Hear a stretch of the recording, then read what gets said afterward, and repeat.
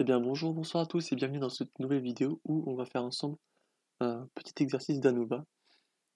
Alors le but c'est tout simplement d'expliquer si jamais vous avez du mal, j'espère que ça vous aidera à vous éclaircir. Parce que c'est vrai que quand on est en psycho, souvent les stats c'est un peu la matière la plus appréhendée, la plus peut-être vue comme complexe.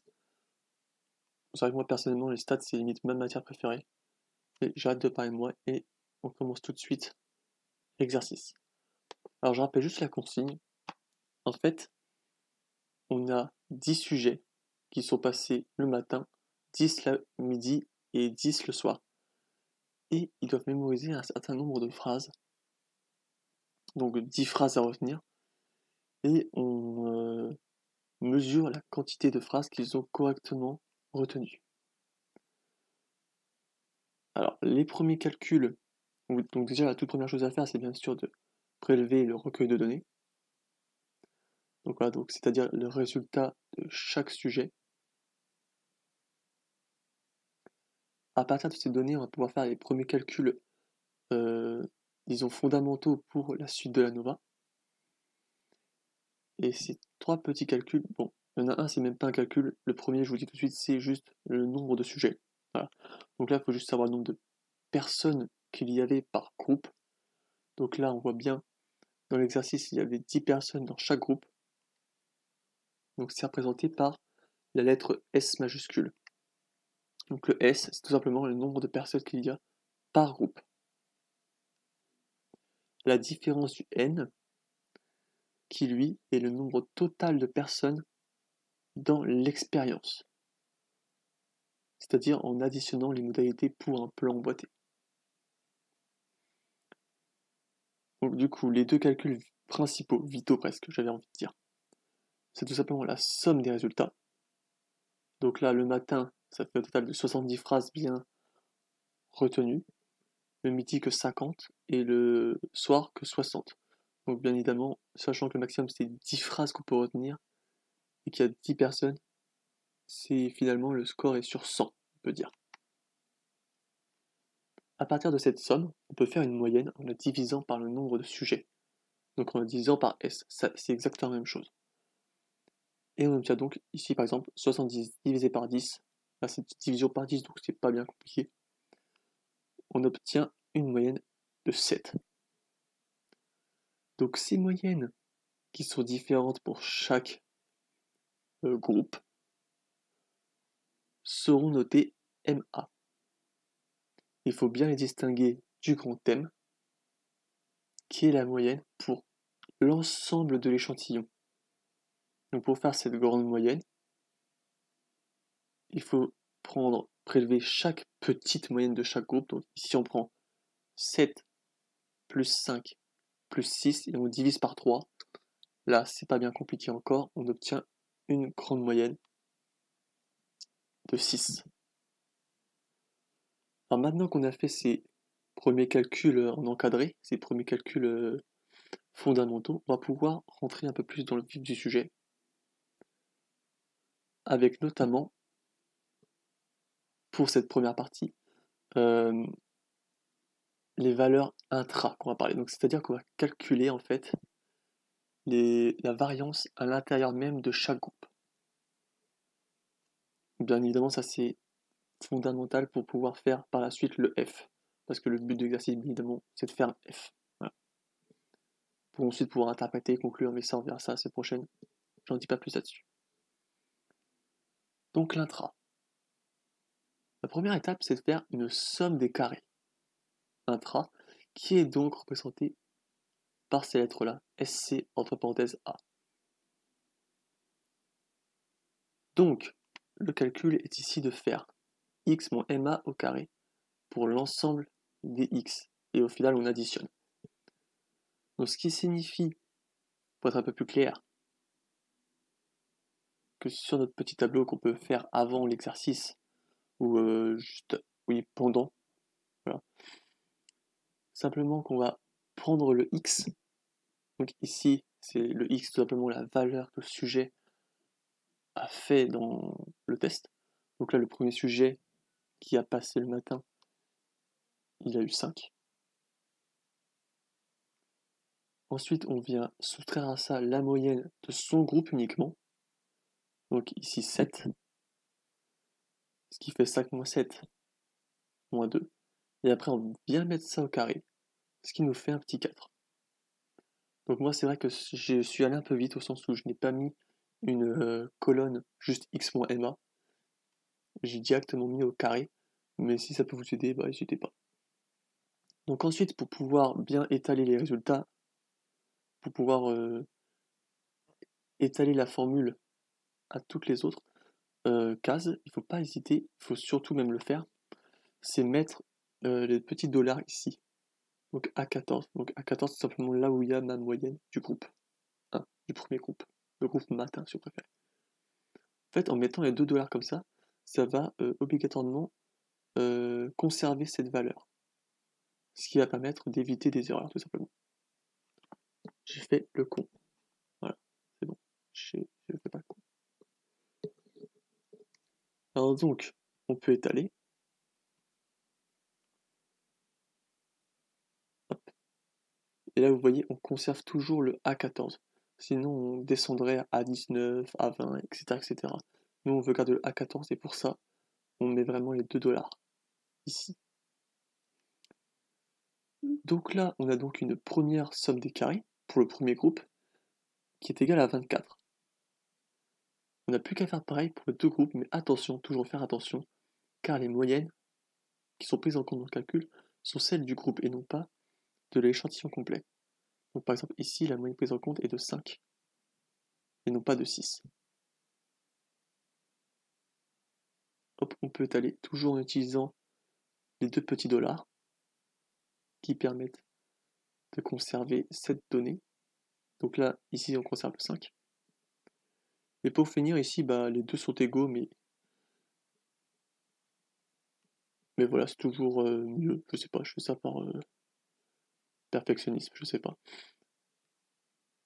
Et donc là, on obtient encore une somme des carrés partielle, on va dire, de 16. Donc après, il suffit juste d'additionner les trois résultats. Donc ici, j'ai tout simplement fait un petit calcul où on fait une somme des trois résultats partiels. Donc en fait, ici, c'est tout simplement une petite formule qui vient faire la somme du 24, du 16 et du 16. Donc de la somme des carrés de chaque groupe, pour une somme des carrés intra-totale de 56. Alors maintenant, on a la somme des carrés totales qui est égale à 56. On va pouvoir calculer le DDL. Alors le DDL, pour ce qui est des valeurs intra, il est égal à A fois S moins 1. Alors A, je rappelle, A, c'est tout simplement le nombre de modalités qu'il y a. Donc en fait, c'est le nombre de groupes pour un plan emboîté. Donc là, il y a 3 groupes, 3 modalités, matin, midi, soir. Le S, c'est le nombre de sujets par groupe, attention. Donc 10 et non pas 30. 30, c'est tout simplement tous les sujets de l'expérience, alors que 10, c'est bien les sujets, le nombre de sujets dans uniquement une seule modalité. Un seul groupe. Et donc là, on fait donc le petit calcul, ça fait 3 fois 10 moins 1, ce qui fait 27. Simplement parce qu'on calcule la parenthèse avant de faire la multiplication. Donc on a donc une somme des carrés égale à 56 et un DDL égal à 27. On n'a plus qu'à diviser cette somme des carrés par ce DDL pour obtenir un carré moyen intra qui sera égal à 2,07.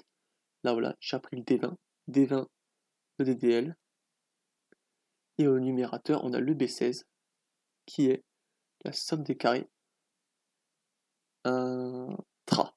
Faut pas que je me trompe là, on est bien dans l'intra depuis le début, j'espère que j'ai pas dit inter. Donc voilà, là on a tout fait pour le intra, donc on va pouvoir passer à l'inter. Alors, pour l'inter, c'est une autre formule, et elle est ici.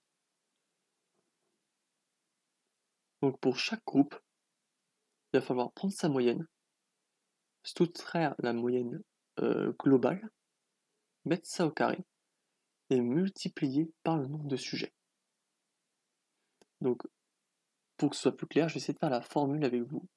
Et j'espère que ça va être, que ça va vous aider, tout simplement. Donc on écrit tout simplement égal pour l'instant. Donc pour l'instant, ce qu'on a besoin, c'est le nombre de sujets pour le premier groupe. Il y en a 10. Ensuite, on vient multiplier par tout simplement la petite moyenne auquel on vient soustraire la grande. Et ça, on met au carré. Donc là, normalement, on va obtenir un petit score de 10. Voilà. Ensuite, on peut faire pareil pour la suite. Donc pour ça, il faut qu'on additionne. Donc on prend toujours pareil les sujets. On vient les multiplier par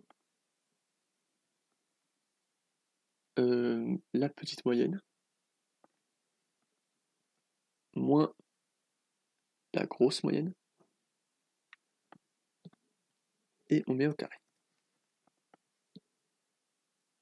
Je me suis trompé. J'ai pas mis au carré là, j'ai fait x2, je me suis trompé, hop, voilà. Donc là, normalement, on obtient un petit 20.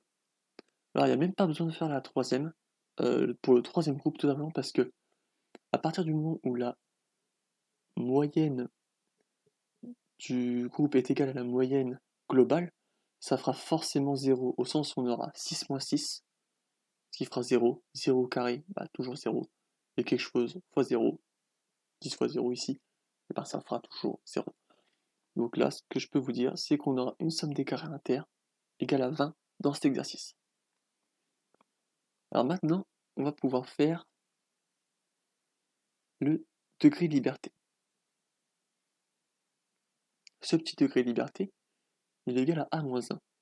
Alors je rappelle, A, c'est le nombre de modalités. Ici, il y en a 3. Il y a matin, midi et soir. Donc on fait le petit calcul A-1, ce qui nous fait 2. Donc ensuite, on n'a plus qu'à calculer le carré moyen inter, qui lui sera du coup égal à 10, car tout simplement, on vient faire la somme des carrés inter, qui est égale à 20, moins le degré de liberté inter, qui est égal à 2. Enfin, divisé par 2, ça fait 10. Et donc là, vous pouvez voir qu'on obtient un petit f égal à 4,82. Alors, est-ce que c'est significatif ou non? Eh bien, laissez-moi vous dire que je ne vais pas vous spoiler. Voilà. Pour vérifier si on n'a pas fait d'erreur, il faut aussi faire la somme des carrés totaux, ou total, je ne sais pas trop comment on dit, ainsi que son degré de liberté.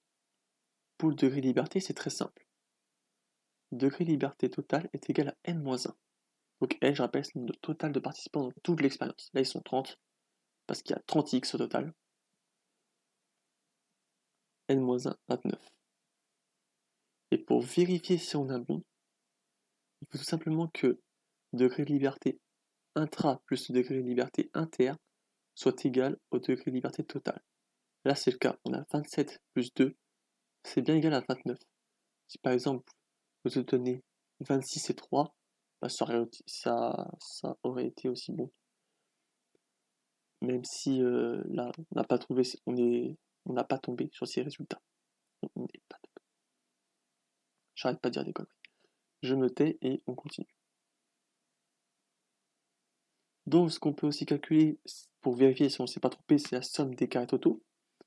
Et pour ça, la petite formule que voici, c'est exactement comme pour l'intra, sauf que d'utiliser la petite moyenne de chaque groupe, on utilise toujours la même moyenne, la grosse moyenne finale de tout l'échantillon. Donc c'est-à-dire la moyenne de 6 ici. Voilà. Donc comme d'hab, on peut faire un petit calcul sur Excel, toujours les 2 $ pour conserver la valeur. Donc là, on a A2 qui représente la donnée obtenue, donc 5. 5 moins le grand N, donc c'est 5 moins 6, donc là on a moins 1 au carré, et ben moins 1 au carré, ça fait 1. Donc on peut étaler tranquillement, et on fait pareil des 3 côtés. Et là, c'est toujours le même M, contrairement à l'intra où on fait changer de moyenne. Là, c'est toujours la même, c'est toujours le 6 qui est pris en compte. Donc là, normalement, ici, il n'y aura aucune différence, car tout simplement, le MA3, entre guillemets, on peut l'appeler MA3, donc la moyenne du groupe 3 est égale à la moyenne de l'échantillon complet. Donc c'est normal qu'il n'y ait aucune différence ici.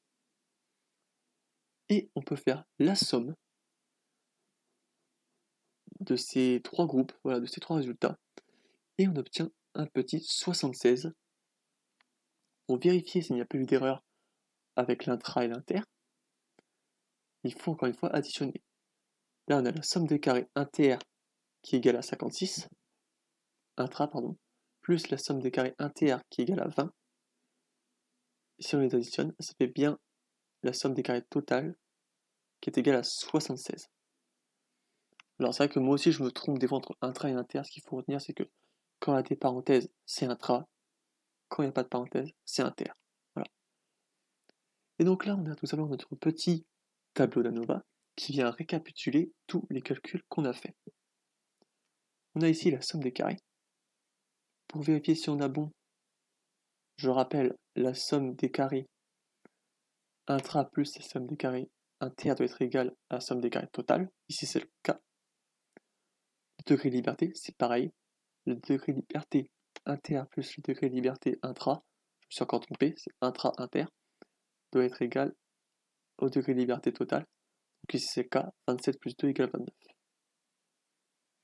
Pour le carré moyen, on ne s'est pas trompé, on divise la somme des carrés par le degré de liberté. Donc par exemple, là, 20 divisé par 2, ça fait bien 10, on ne s'est pas trompé. Et pour voir si on ne s'est pas trompé sur notre petit f, on divise le carré moyen inter par le carré moyen intra. Le but étant d'avoir le plus grand f possible, et pour cela, le mieux est d'avoir un carré moyen inter très élevé et un carré moyen intra très faible. Alors j'espère que cette vidéo vous aura plu, qu'elle vous sera utile. Si jamais j'ai mal expliqué, bah dites-le moi, voilà, que je suis pas un bon pédagogue, c'est pas grave, je le prendrai pas très mal. Moi je vais essayer de m'améliorer au fil du temps. En tout cas, j'espère que cette vidéo vous aura été utile, et bah je vous dis à bientôt pour peut-être une prochaine vidéo.